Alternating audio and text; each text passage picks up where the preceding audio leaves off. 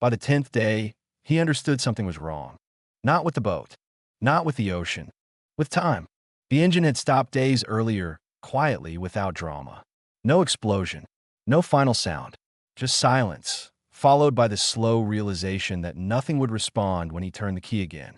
At first, that silence felt temporary, something that would resolve itself with patience.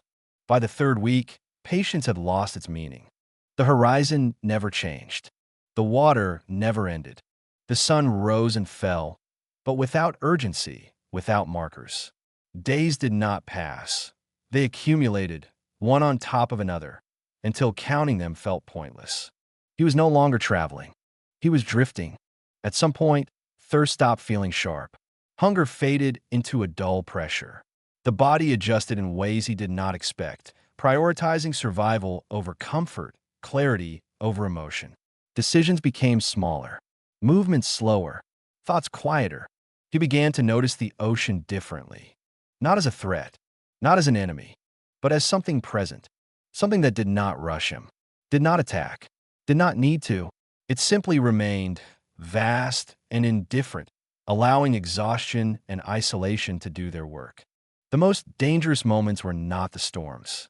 They were the sightings, distant ships that never turned, shadows on the horizon that dissolved with distance. Hope appeared briefly, convincingly, and then collapsed, leaving behind something heavier than despair. By the 50th day, he had stopped imagining rescue. Not because he believed it would not happen, but because the idea itself had become irrelevant. Survival was no longer about getting home. It was about maintaining awareness long enough to remain alive. This is not a story about fighting the ocean. The ocean did not kill him. It waited, and in that waiting, it revealed how fragile the human sense of time becomes when there is nowhere left to go. The boat was never meant to be alone. That was the first assumption, quiet, reasonable, and ultimately dangerous. It was a modest vessel, built for short coastal travel, not for disappearance. Nothing about it suggested endurance beyond what was required for routine trips. It carried fuel for days, not months. Water for a week, not uncertainty. Navigation equipment designed to assist direction, not replace it entirely. When he prepared to leave, there was no sense of urgency. The weather was stable, the sea calm. Forecasts showed no immediate threat. The route had been traveled before, both by him and by others. This was not an expedition. It was transit. That distinction mattered.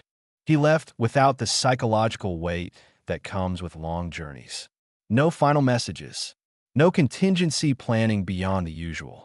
He did not imagine distance as something that could expand indefinitely. The shoreline receded slowly, predictably, dissolving in a haze as the boat moved forward. Land remained visible longer than expected, a thin, dark line separating water from sky. It created a sense of security, the illusion that direction still existed, that orientation could always be reclaimed. He monitored the engine as a formality. Its rhythm was steady, familiar, almost comforting. The sound filled the boat with a sense of continuity, a reminder that movement was controlled, intentional. As long as the engine ran, time behaved normally. He settled into routine quickly. Small adjustments, minor course corrections, sun exposure managed casually, water consumed without calculation. There was no need to ration when the future still felt close. Hours passed without incident. The sea changed gradually, subtle shifts in texture and color rather than dramatic movement.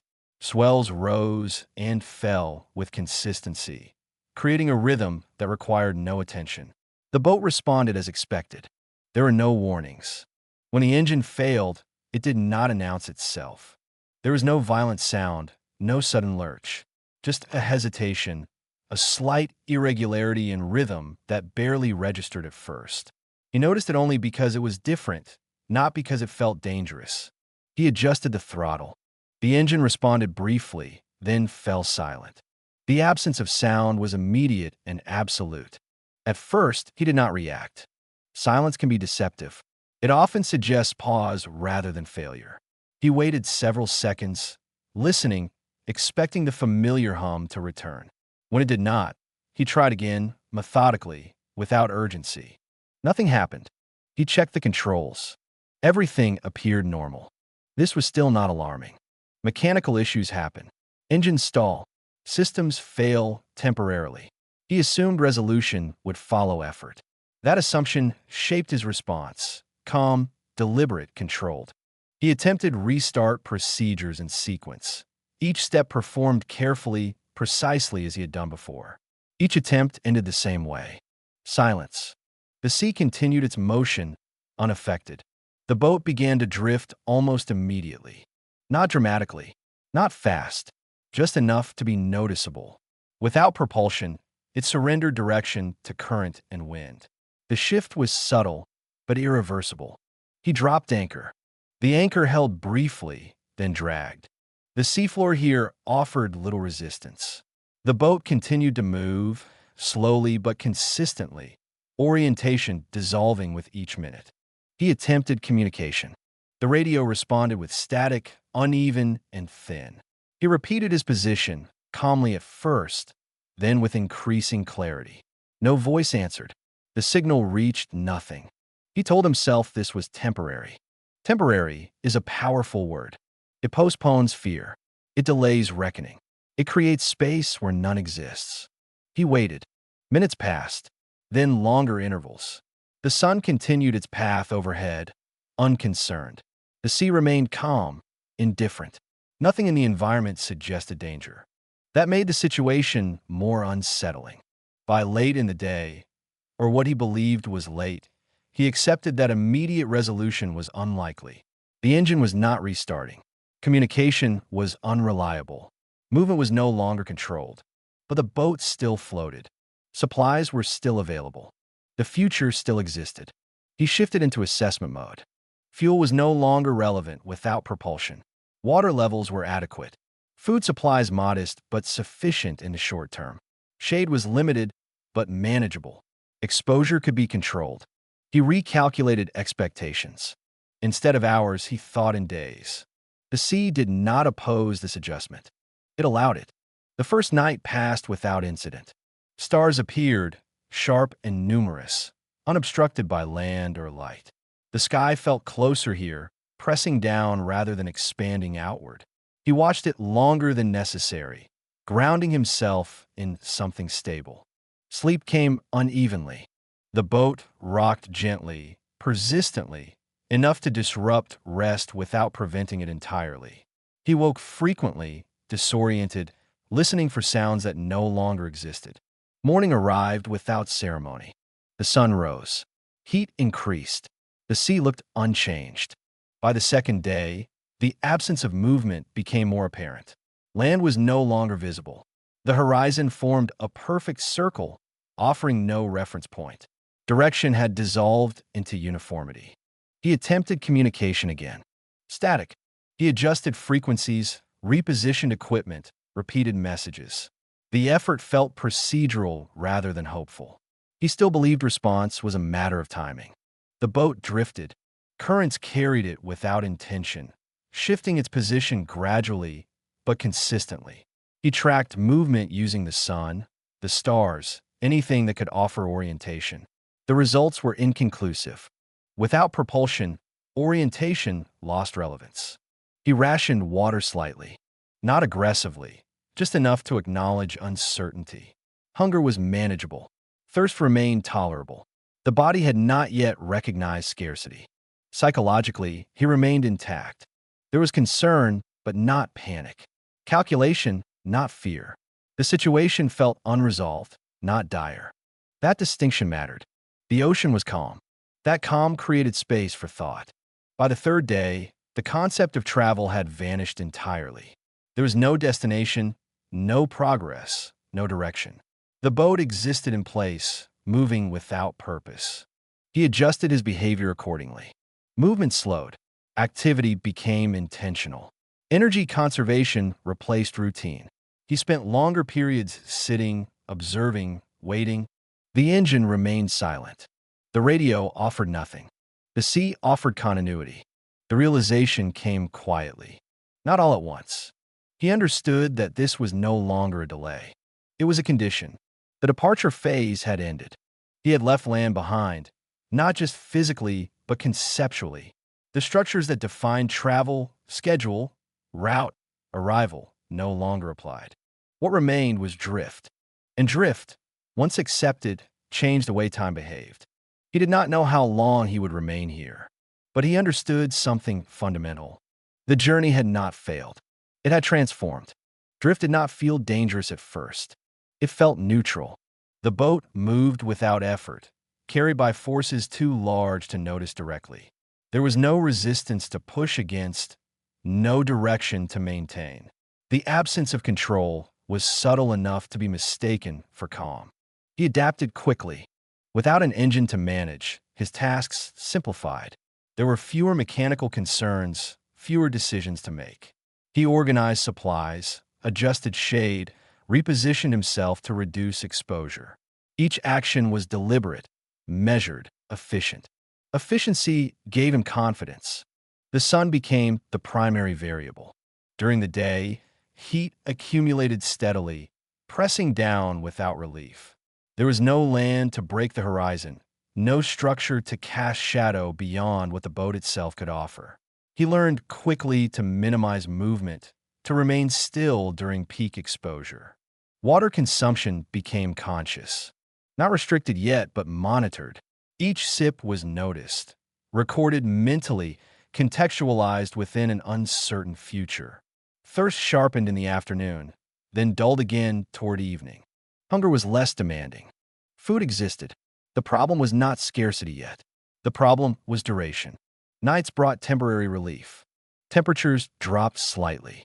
The air felt lighter. The stars returned, consistent and unchanging, offering the illusion of structure. He used them to mark time, to anchor himself in cycles that still resembled days. Sleep came in fragments. The boat rocked gently, endlessly, a motion that never escalated but never stopped. His body adjusted to it, finding rest where it could, waking often but not fully. Morning followed night without variation. By the fifth day, the horizon had become meaningless. It offered no information, no promise of land, no sign of movement other than the slow, inevitable shift of water beneath him. Direction dissolved into uniformity. He stopped checking position. There was nothing to reference. The radio remained silent. He attempted communication less frequently now, not out of resignation, but efficiency. Repetition without response consumed energy without benefit. He saved effort for what mattered. Survival. The body began to change. Not dramatically, gradually. Thirst arrived sooner each day. The sun felt heavier, more oppressive, as if its weight had increased. Skin tightened. Lips cracked despite careful management. Sweat became inefficient, evaporating too quickly to cool. He rationed water more deliberately. Calculations replaced instinct.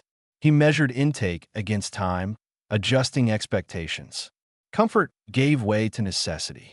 Small discomforts accumulated, layering on top of one another. Movement slowed. There was no reason to hurry. Hurrying wasted energy. Stillness conserved it. The sea remained calm. That calm was deceptive. Storms were not the primary threat. Waves did not need to rise to kill. The danger here was exposure without interruption, heat without shade, thirst without replenishment, isolation without reference. He noticed that thoughts had begun to stretch. Moments felt longer. Pauses expanded. Silence between actions thickened. Without external markers, internal perception drifted, mirroring the boat's movement. He counted days. At first, this helped. Numbers created order, even when order no longer existed. But counting required certainty, and certainty was eroding. Without clear sunrise or sunset boundaries, days blurred together. He abandoned counting. The ocean did not mark time. It erased it. By the second week, hunger sharpened briefly, then receded again. The body adjusted, prioritizing function over sensation. Energy levels dipped unpredictably. Some mornings brought clarity. Others brought heaviness. He learned not to trust patterns. One afternoon, he saw something on the horizon. A shape, dark, angular, inconsistent with the sea's surface. His heart rate increased instantly, a reflex he did not control. He stood, shading his eyes, focusing on the anomaly. It resolved slowly. A cloud formation. The disappointment was sharp, disproportionate to the stimulus. It left him unsteady, breathing heavier than expected. He sat back down, annoyed with himself. The ocean offered nothing to chase. By the third week, water had become the dominant concern. Each sip mattered. Each decision to drink was weighed against uncertainty. Thirst became constant, a dull pressure rather than a sharp signal. His mouth felt dry even after drinking. Skin burned during the day, cooled too quickly at night. Sleep grew lighter, more fragmented. Dreams blurred into waking thought. The boat drifted. Currents shifted subtly, carrying him into different zones without announcement. Watercolor changed occasionally, deeper blues, lighter greens, but offered no practical information. He stopped looking for meaning in these changes. Meaning required reference. Isolation deepened, not emotionally at first, functionally. He spoke less, conserving breath, conserving thought. Language felt unnecessary. Silence aligned better with the environment. Thoughts arrived unstructured, often looping. He revisited the same questions repeatedly, not because answers changed, but because asking filled time. Each question dissolved without resolution. Why did the engine fail? How far had he drifted? Would anyone notice his absence? The answers did not matter. They changed nothing. By the fourth week, physical weakness became noticeable. Standing required more effort. Muscles protested small movements. Balance felt delayed, as if signals traveled slower between intention and action. He adapted again. Movements became careful, deliberate, nothing wasted. One night the sea changed. Not violently. A subtle increase in motion. Slightly higher swells. Enough to disrupt sleep further, enough to demand attention. The boat responded predictably, but the change reminded him of vulnerability. Calm was not guaranteed. He secured what he could, prepared for escalation that never came. The sea settled again, indifferent to preparation. Days passed, not counted, not marked, just experienced. He noticed that his perception of the ocean had shifted.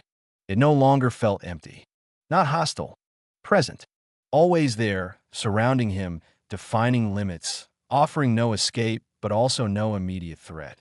It was not something to fight. It was something to exist within. By the fifth week, his thoughts turned inward, not reflectively, narrowly.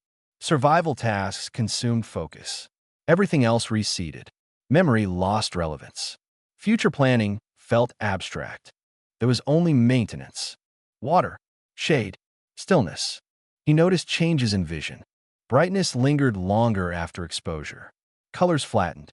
Distance became harder to judge. The horizon shimmered, indistinct. He recognized dehydration. He adjusted intake slightly, accepting faster depletion to maintain awareness. Clarity mattered more than duration. This was a calculated risk.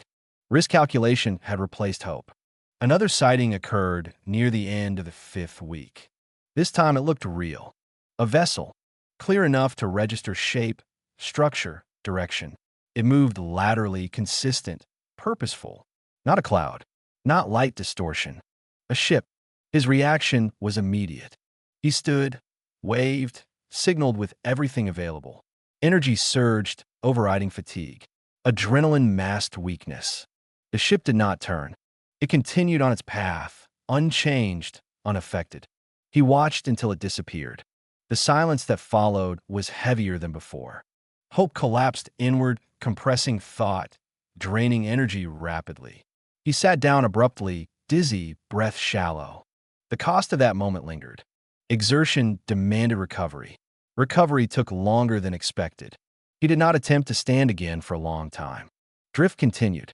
The ocean did not acknowledge his effort. By the sixth week, the concept of rescue had altered. It was no longer anticipated. It was hypothetical. Survival was no longer a means to an end. It was the end. Each moment of awareness mattered more than future possibility. Maintaining consciousness, preventing error, avoiding injury. These became the only priorities. The sea remained calm. The sun continued its cycle. The boat drifted. Drift had become the condition of existence. And within that condition, time had lost all urgency. Time did not collapse suddenly. It bent. At first, the changes were subtle enough to ignore. Morning still felt like morning. Night still brought darkness and cooler air. But the boundaries between them softened, stretched thin, until they no longer held. He stopped waking up refreshed. Sleep came in shallow fragments, interrupted by heat, thirst, and the constant motion beneath him. When he opened his eyes, he often could not tell how long he had been resting. Minutes felt like hours. Hours slipped past unnoticed. The body adjusted faster than the mind. Hunger faded into a background signal. Thirst remained constant, no longer sharp enough to demand immediate action, but persistent enough to influence every decision. Muscles weakened gradually, their decline masked by stillness. He noticed that his movements had become smaller. Reaching required effort. Standing required preparation. Sitting down felt final, as if it might be difficult to reverse. He adapted by minimizing motion, conserving energy not for future plans, but for present awareness. Awareness had become fragile. Light behaved strangely. During the day, brightness lingered in his vision long after he looked away. The horizon shimmered, edges blurring into water and sky. At night, darkness felt incomplete, layered with afterimages and imagined movement. Distance lost meaning. He could no longer reliably judge how far away anything was. Objects on the horizon appeared closer than they were, then dissolved when focus sharpened. The ocean offered no stable reference. Without reference, the mind turned inward. Thoughts began to loop. Not anxiously at first.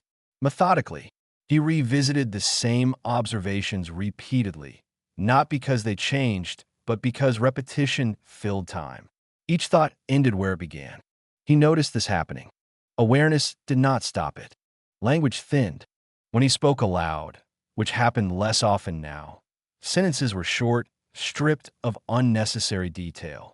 Words felt heavy, imprecise. Silence required less effort. The radio remained untouched, not out of resignation, but irrelevance. Speaking into it no longer felt connected to outcome. Communication belonged to a different version of time. The ocean felt closer. Not physically, the distance between body and water remained constant, but perceptually. Its presence pressed in, filling awareness. The sound of water against hull, once background, now occupied attention. It was always there, always moving, always unchanged. That constancy altered his sense of self. He began to think in terms of function rather than identity. Needs replaced narratives. There was no story to tell himself, only tasks to complete. Drink, shade, remain still. Everything else faded. By the sixth week, memory began to behave unpredictably. Events from earlier days surfaced without order. He remembered moments without context, the sound of the engine failing, the first night without land, a ship passing in the distance. These memories appeared vivid, then vanished abruptly. He struggled to place them in sequence. Sequence no longer mattered. The concept of how long dissolved completely. There was no reliable way to measure duration without external markers. Counting days had been abandoned earlier. Now, even rough estimation felt arbitrary. Time existed only as experience. And experience had flattened. Emotional responses dulled. Fear did not disappear, but it softened, losing its edge. Concern existed without urgency. Panic required energy he no longer had. Calm settled in. Not peaceful calm, functional calm, the kind that emerges when reaction becomes inefficient. He noticed that the ocean no longer felt threatening. Not because it was safe, because threat implies intention. The ocean had none. It did not pursue. It did not escalate. It did not respond. It simply existed, vast and indifferent, allowing conditions to persist. That indifference was easier to accept than hostility.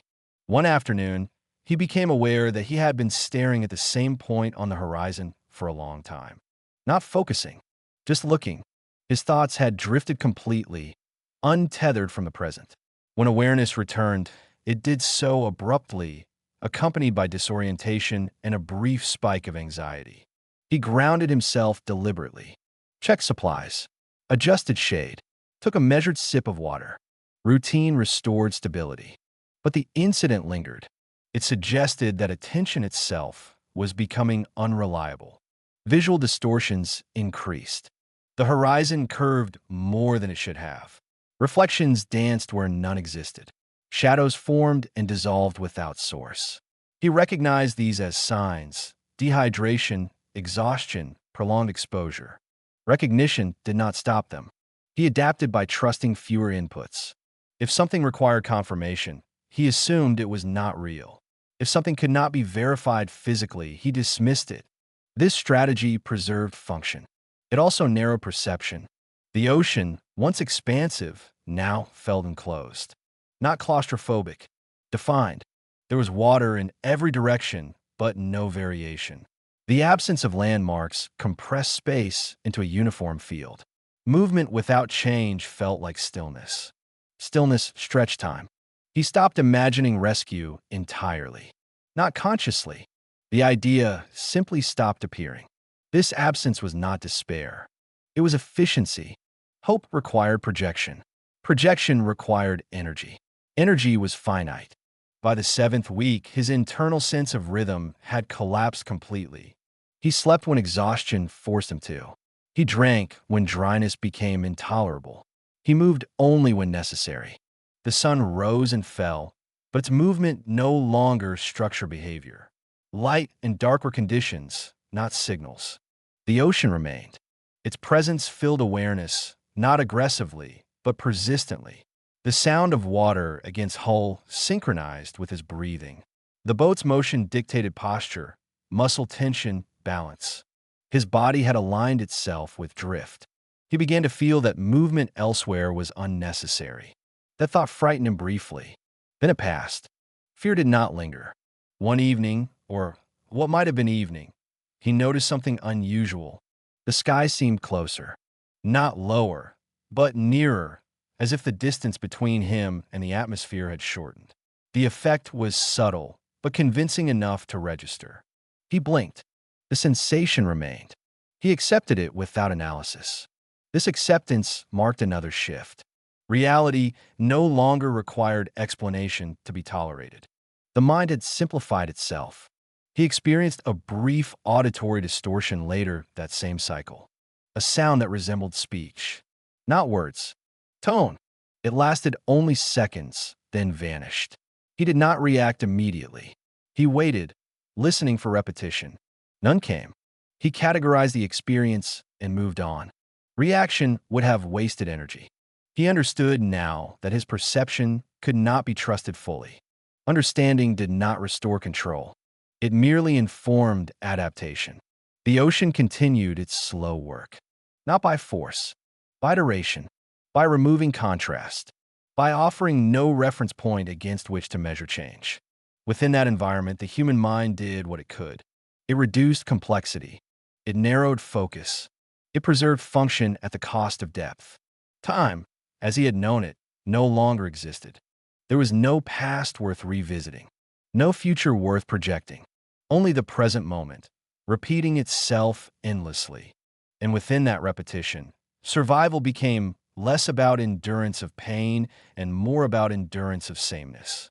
The ocean did not kill him, but it had begun to erase the structures that made being human feel distinct. And that erosion, quiet and persistent, was far more dangerous than any storm. The first sighting felt controlled. It arrived without shock, without the sudden rush that desperation often brings. He noticed it the way he noticed most things now, gradually, cautiously aware that perception could no longer be trusted fully. A shape on the horizon, dark, linear, inconsistent with the movement of water. He did not stand immediately. He watched it while seated, letting seconds pass, testing whether it would dissolve as others had. The shape persisted. It moved laterally, maintaining form, direction, and speed. A vessel. This time, he allowed himself to believe it was real. Belief changed everything. His body responded before his mind could intervene. Heart rate increased sharply. Breath quickened. Muscles tightened, preparing for movement they had not performed in days. He stood. The effort was greater than expected. His legs resisted, balance lagged. He steadied himself against the boat's structure, eyes never leaving the horizon. The vessel remained. It moved with intention. He raised his arms, signaling, waving anything that could catch attention. Fabric fluttered weakly in the still air. His movements felt exaggerated, desperate but necessary. The vessel did not change course. He waited. Seconds stretched. Minutes followed. The distance between them closed slowly, then began to widen again as the ship continued on its path. He shouted. The sound left his throat but felt immediately absorbed by the environment, disappearing into open air without resistance. There was no echo, no response. The ship passed. Not close, not far, close enough to confirm reality, far enough to remain unreachable. He watched it until it became indistinct, then vanished entirely. The moment it disappeared, the cost arrived. Adrenaline drained rapidly, leaving behind dizziness and weakness. His knees buckled slightly. He sat down hard, breathing shallow, chest tight. Hope had demanded energy. Energy he could not afford. Recovery took longer than expected. His hands shook uncontrollably for several minutes. Vision narrowed. Sound dulled. He focused on breathing, forcing it to slow, waiting for his body to stabilize. The stabilization felt incomplete. Something had shifted. Hope had crossed from hypothetical to experienced. That experience lingered. The following days were worse.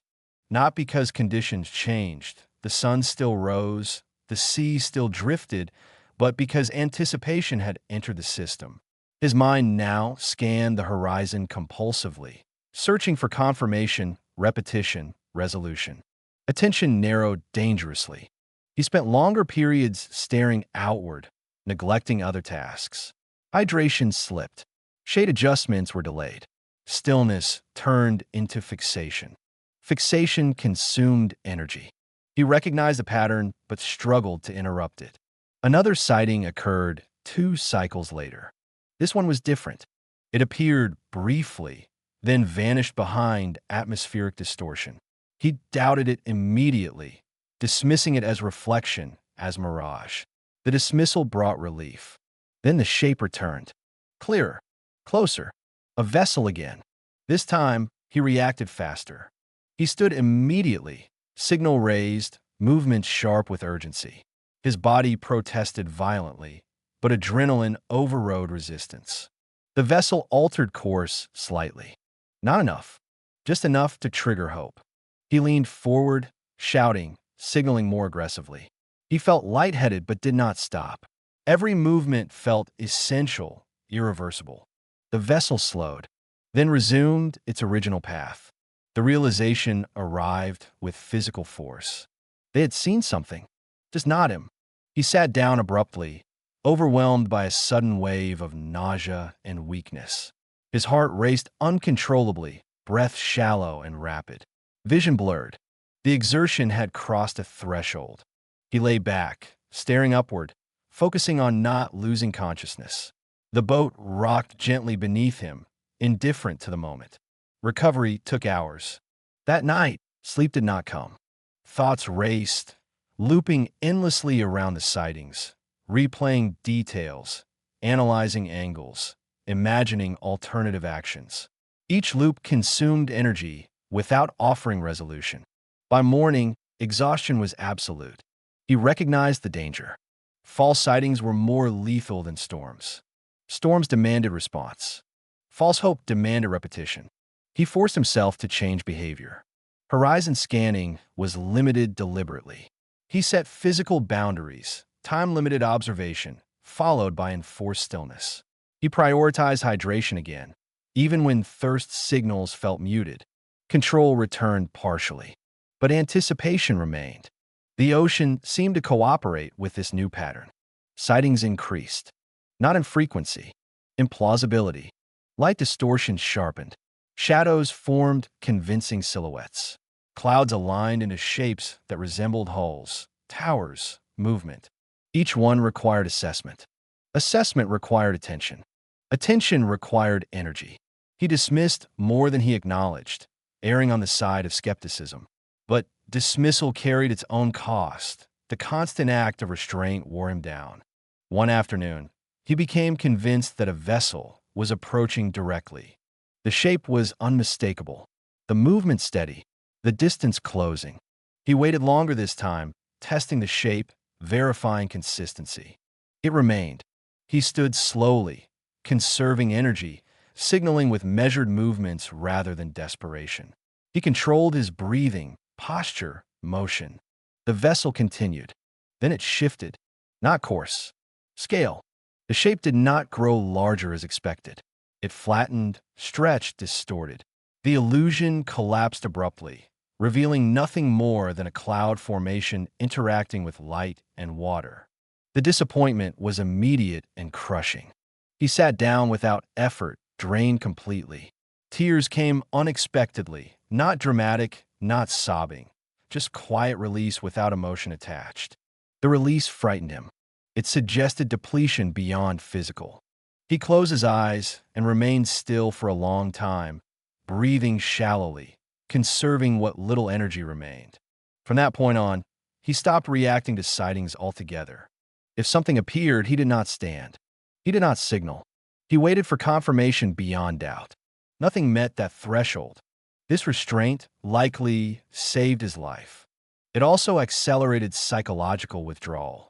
He disengaged from the horizon.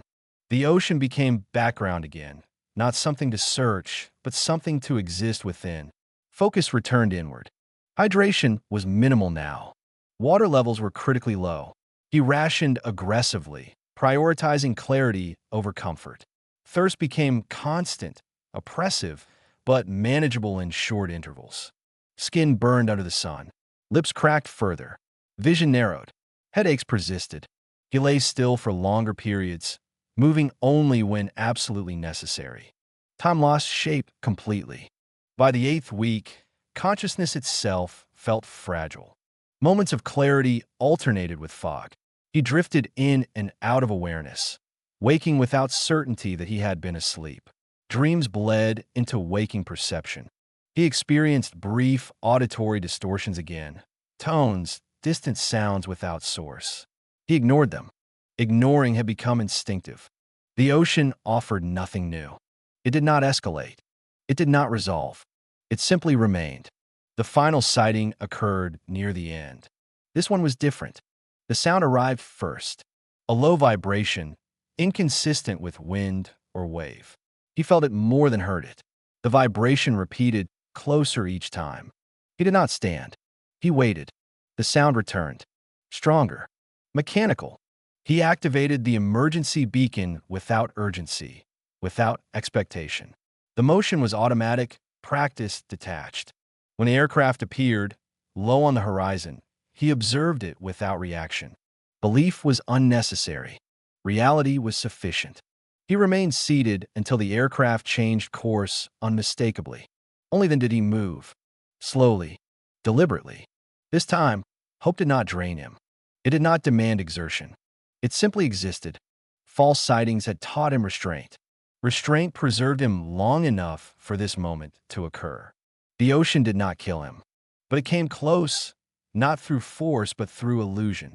An illusion, once believed, exacts a cost the body cannot afford to pay twice. The aircraft did not land immediately. It circled first, low, controlled, deliberate. He watched it without moving, tracking its path as it passed overhead, then returned along a wider arc. The sound filled the air, replacing the constant rhythm of water with something mechanical, human. For the first time in weeks, the ocean was no longer the loudest presence. He did not wave. He did not shout. Movement felt unnecessary. The emergency beacon continued its steady signal, pulsing without urgency. He trusted it to do what it was designed to do. Trust came easily now. There was no energy left for doubt. When the aircraft descended and touched the water nearby, the moment felt strangely flat. Not unreal, just distant. He waited until he saw people, dark figures against bright surfaces, moving with coordination and purpose. Their movements looked foreign, almost exaggerated, as if belonging to a different scale of existence. They approached carefully, calling out words he did not register immediately. Language arrived slowly, delayed by exhaustion and dehydration. Meaning followed seconds later. He nodded. That seemed to be enough. Hands reached for him, steady and firm. He did not resist. Resistance would have required effort. He allowed himself to be guided, supported, lifted. Standing felt impossible. His legs did not respond as expected. Strength had retreated so gradually that its absence now felt abrupt. He leaned fully into their support, surprised by how little weight he could carry himself. On the rescue craft, warmth arrived too quickly. Not comfort, shock. His body reacted violently, shivering uncontrollably as systems reactivated without coordination. Teeth chattered, muscles seized. Breath came in shallow, rapid bursts. They wrapped him immediately, insulating layers added one after another. Someone spoke calmly, steadily, explaining procedures he did not follow. He focused on breathing, counting exhales, grounding himself in sensation. The ocean receded, not visually, psychologically. As the rescue craft moved away from the drifting boat, he did not look back. Orientation felt unnecessary. The boat had been his entire world. Leaving it did not feel like departure. It felt like transition. He slept, deeply, not the fragmented rest he had known for weeks, but complete unconsciousness. When he woke, the environment had changed entirely. Lights, voices, movement. The density of sound overwhelmed him. Every noise felt amplified, layered, chaotic. He closed his eyes again instinctively, retreating inward until the sensory overload softened. Recovery did not follow a clean arc. Physically, improvement was measurable. Hydration restored function gradually. Skin healed. Vision stabilized. Strength returned in increments, slow but consistent. Mentally, progress was uneven. Time did not return immediately. Days passed, but they lacked structure. He struggled to place events in sequence, to remember what had happened when. Conversations blurred together. Faces merged. Names slipped. People asked him questions. He answered factually. How long were you adrift? Did you see any ships? How did you survive? The answers existed. They felt insufficient. Language did not capture duration. It did not convey the erosion of reference, the narrowing of perception, the way time had dissolved into repetition. He noticed that he spoke less, not from reluctance, from selectivity. Words felt heavy, imprecise. Silence felt safer. When he did speak, sentences were short, stripped of interpretation. He avoided metaphor. Metaphor felt misleading. Sleep improved slowly. Dreams did not. He dreamed of water most nights. Not storms, not danger, just endless surface without variation. In these dreams, movement never led anywhere. Waking from them brought disorientation rather than relief. Noise unsettled him. Crowded spaces felt oppressive. Sudden movement triggered tension he did not recognize consciously. He preferred stillness, controlled environments, predictable rhythms. The ocean followed him inward. Weeks later, when reports were written and timelines reconstructed, he read them with detached interest. The facts were accurate, the conclusions logical. They did not include the experience of sameness. They did not describe how time stretches when nothing changes, how the mind simplifies itself to endure repetition without reward. Those aspects resisted documentation. He returned to water once, briefly. Not alone, not unprepared. The environment felt immediately familiar. The smell of salt, the motion beneath his feet, the openness of horizon. His body responded before his mind could interpret. Focus sharpened. Breathing slowed. Stillness returned. The realization frightened him. It suggested that part of him had adapted too well, that the conditions which had nearly erased him had also reshaped him. He left early. Integration took time. Months passed before urgency returned, before trivial concerns regained weight, before deadlines mattered again. Even then, his internal scale remained altered. Small problems felt abstract. Large ones felt manageable. He had learned something he did not articulate easily. Survival was not defined by struggle. It was defined by tolerance, by the ability to exist within narrowing conditions without demanding resolution, by enduring repetition without expecting change. When asked what it was like, he chose his words carefully. "It wasn't dramatic," he said once. That's what made it dangerous.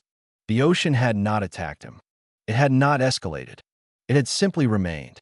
And in remaining, it had stripped away the structures that made time meaningful, choice urgent, identity distinct.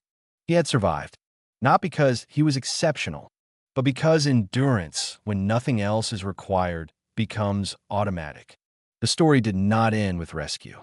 It ended with recalibration, with a mind that now understood how thin the line is between movement and drift, between waiting and living. The ocean did not kill him. It showed him how easily the world can shrink, and how quietly a human being can adapt to that shrinkage without realizing what is being lost.